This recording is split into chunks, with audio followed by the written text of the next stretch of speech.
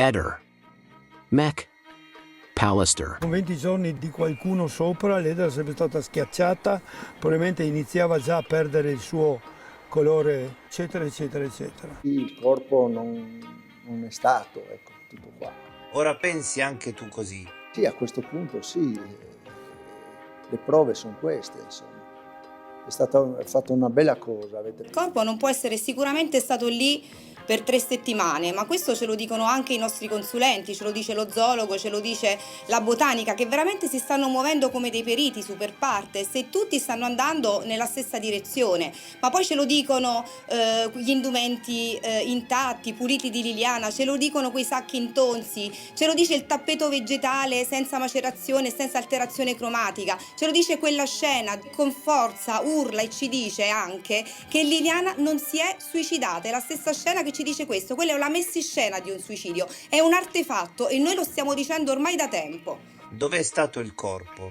Questa è un'attività che dobbiamo ancora approfondire, o perlomeno gli inquirenti ce lo dovranno dire. Il nostro consulente utilizza comunque un'espressione altamente improbabile che sia rimasta lì, ma per vari motivi. Noi ad esempio ricordiamo un caso pratico, Gioele, Viviana Parisi, il caso di Caronia, sì. Quei corpi furono individuate delle presenze di animali o altri casi, quindi il consulente lo esclude perché non c'è neanche un avvicinamento di un animale. È stata portata successivamente perché dal contenuto gastrico, tutti altri elementi che sono stati presi in considerazione, riteniamo che Lili sia morta il giorno della scomparsa e pertanto lì per 21 giorni non poteva rimanere. Vestita allo stesso modo, non aveva presenze di peli, sono tanti dati che ci dicono che la morte di Lili si è verificata il giorno della scomparsa. Questo posto che è diventato per me un emblema, non so come dire, un mausoleo, non so come classificarlo, ma è l'ultimo punto della terra che ha visto lei, il corpo di Liliana, apparire. L'ho detto già il mese di gennaio dell'anno 22, che lei non poteva essere rimasta qua per più di poche ore o qualche giorno, ma già qualche giorno è tanto, perché pullulava allora qua di animali selvatici e lei in una sola notte in più finiva sfigurata. Sicurissimamente. Io ho un'idea, ma non posso dirla, la posso accennare. Lei è stata raffreddata, tenuta al freddo, non al ghiaccio, perché il freddo vuol dire sopra zero, sicuramente 1, 2, 3 gradi. Poi, da quello che mi hanno detto, adesso non so se è vero o no, lui ha scritto un libro sulle caverne, sulle foibe del Carso. Cioè lui sa dove sono queste caverne, queste cose qua. Questo mi hanno detto, perché lui probabilmente saprà dove magari si potrebbe mettere un corpo o un qualcosa. Secondo me. Ma come? Quando? Cioè io conoscerò 2 o 3 grotte del Carso, un libro che dovessi essere in ristampa, comunque non più in libreria, sulle grotte di Trieste del Carso, avevamo? Le grotte sono per lo più sotterranee anche, no? Ecco, questa è una sotterranea. La più importante per Trieste è la grotta gigante, che è talmente grande come grotta che San Pietro ci sta dentro. Hai idea? E la grotta... Conosci bene quelle zone? Ma un poco sì, ma per grotte ci sono andato, ma non tantissimo. Liliana può essere stata posteggiata lì? Non mai più, io non credo. Anche perché quasi tutte sono poche che sono le asciutte. La maggior parte hanno quantomeno l'acqua che scorre sul fondo. La stragrande maggioranza invece sono verticali.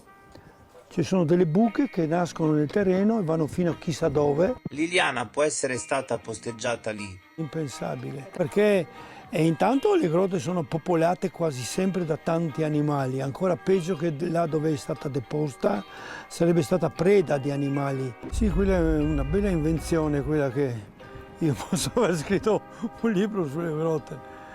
Ci vuole non fantasia, idiozia. Ma guarda, io sono cose che ho sentito, non è che io non ho detto ho messo le mani sul fuoco. Ho sentito che lui conosceva le grotte, sapeva dove sono, queste cose qua. Molti pensano che a voi non interessa di Liliana, ma solo di essere le persone più famose del pianeta. Ma no, figuriamoci, vogliamo tutti la stessa cosa. Vogliamo sapere cosa è successo a Liliana, questa è la finalità.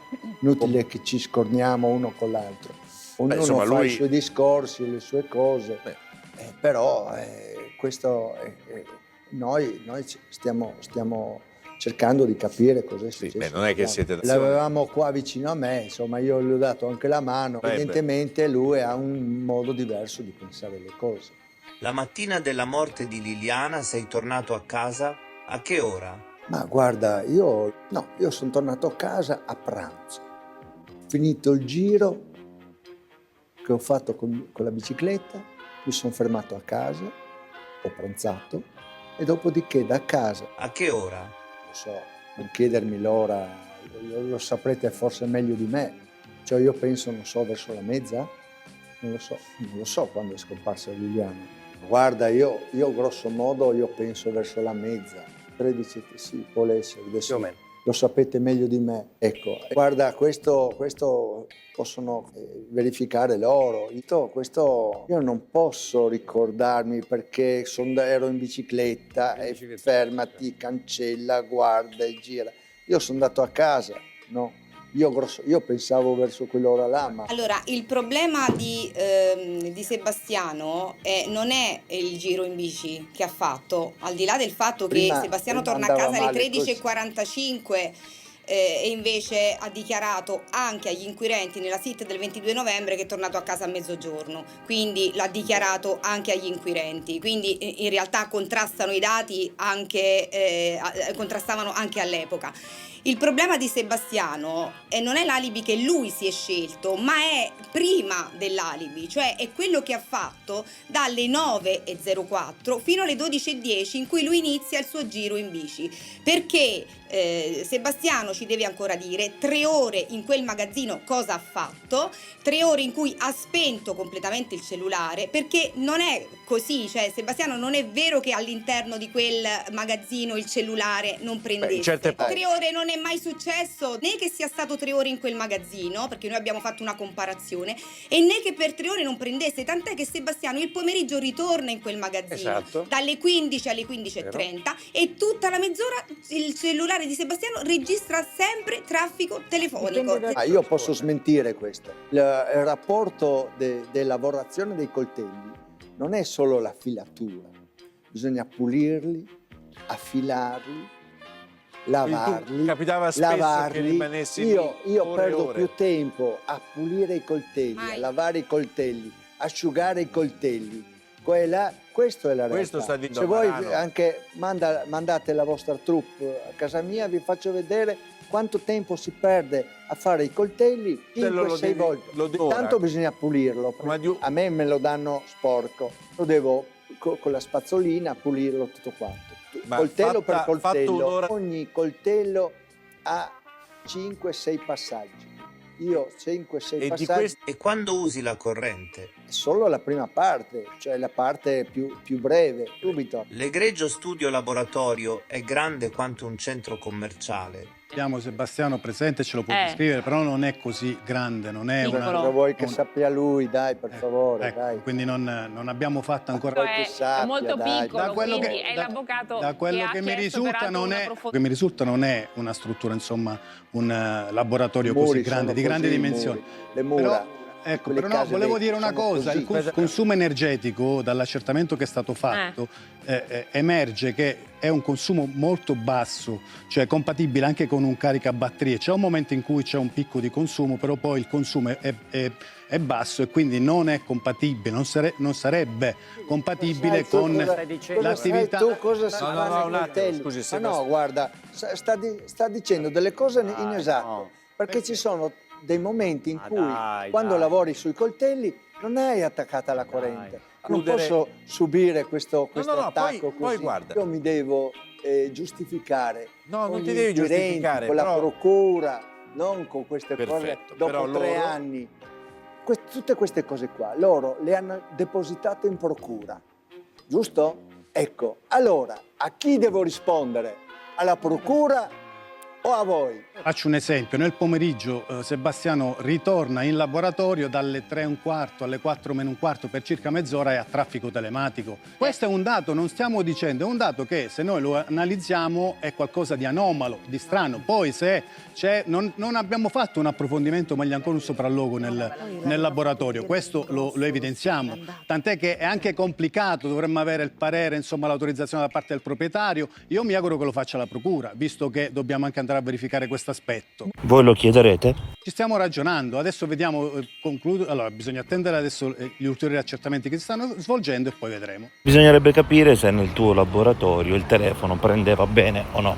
Sono passati 3 anni, di conseguenza le celle telefoniche saranno state migliorate. Cioè non puoi fare lo stesso paragone. Avresti dovuto farlo in quel tempo. Non vogliamo sollevare nessun tipo di dubbio. Io credo che debba essere fatto un approfondimento di qualsiasi aspetto di questa vicenda. Abbiamo un buco di quasi 3 ore che è insolito perché nei giorni precedenti non si era quasi mai verificato. Comunque il periodo è lungo, in concomitanza con la scomparsa della signora Resinovic. Dobbiamo chiedere questo tipo di accertamento, dobbiamo fare delle domande. Nessuno sta accusando Sebastiano.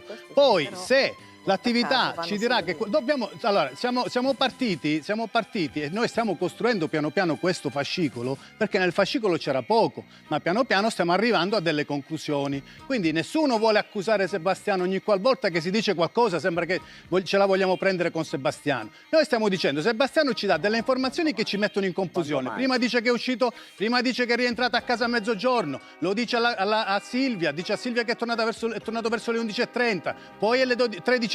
Io credo che siano dati importanti se a qualcuno gli scompare la moglie e deve dire guarda, quel giorno ho fatto questo, questo e questo. Ogni qualvolta facciamo una domanda ci risponde, io non devo rispondere a voi, ma lo devo dire alla procura, adesso io non mi ricordo. Scusate, ecco, questo è quello che voglio evidenziare. Nessuno vuole accusare Sebastiano, si sta cercando di fare un approfondimento al fine di ricostruire quello che si è verificato quel giorno. Sebastiano come ha spostato il corpo di Liliana? Questo noi non lo sappiamo. Sicuramente quello che noi ipotizziamo è che quel corpo non sia stato lì e che sia stato in un luogo dove abbia subito un raffreddamento anche naturale. Ma ricordiamo infatti, cioè non è che ce le diciamo così a caso queste cose. La prima autopsia infatti chiude così, che come con causa di morte è subentrata una ipotermia d'ambiente esterno. Il generale Garofano questo lo può ricordare, ce lo può dire, ce lo può anche spiegare, giusto generale? Quindi evidentemente delle tracce di un'ipotermia sul corpo di Liliana sono state individuate, per cui la botanica, l'entomologia, la zoologia ci dicono che quel corpo non è stato lì. Tutta una serie di elementi circostanziali ci dicono che sicuramente Liliana è morta il giorno in cui è scomparsa. Voglio ricordare a tutti che Liliana non era la persona più famosa del mondo prima di questo caos, per cui il 28, 29 e 30 dicembre Sebastiano era ancora piuttosto libero di muoversi come gli pareva e piaceva. Abbiamo ipotizzato anche tutta una serie di altre. Abbiamo fatto una serie di altre ipotesi. Perché la procura dice che i medici legali si sono lasciati ingannare. La procura chiude dicendo che Liliana è morta il 14. Il corpo nel boschetto 21 giorni, è possibile? Secondo i nostri tecnici no, perché sarebbe stato aggredito dagli animali. I vestiti ci raccontano tanti perché sono puliti e proprio perché erano bagnati ci dovevamo trovare dei residui vegetali. Siamo riusciti, a nostro avviso, a dimostrare che Lilli in quel boschetto non ci è arrivata con i suoi piedi, ma che qualcuno l'ha portata lì. La caduta non c'è stata, in quel boschetto non ci sono segni di imbrattamento ematico, Lilli è stata appoggiata su quel manto vegetale. La morfologia e la distribuzione di queste lesività che sono incompatibili con una caduta, a meno che non sia caduta da una impalcatura, ma non mi sembra che Lilli facesse il carpentiere. Quello che dice Sebastiano evidentemente è assolutamente indifferente. Quei messaggi ci raccontano due cose. Innanzitutto che è stata chiusa una indagine dalla procura senza aver recuperato i dati del telefono della persona morta, ed è una cosa molto grave. Questi dicono che Lilli ormai era andata, voleva andare verso Claudio e il 19 dicembre, c'è anche la medaglietta che Claudio ha preparato, si era preparata per una nuova vita. Guarda, allora io penso che Sterpin ha detto un sacco di bugie, perché lui diceva che Liliana andava lì a stirare, che potevo dire... Perché non dici anche Sebastiano che venga qua, non c'è niente di male. Poi il furgoncino, avevano questa... si trovavano lì vicino al cimitero, poi sono stati beccati dai carabinieri perché era periodo Covid.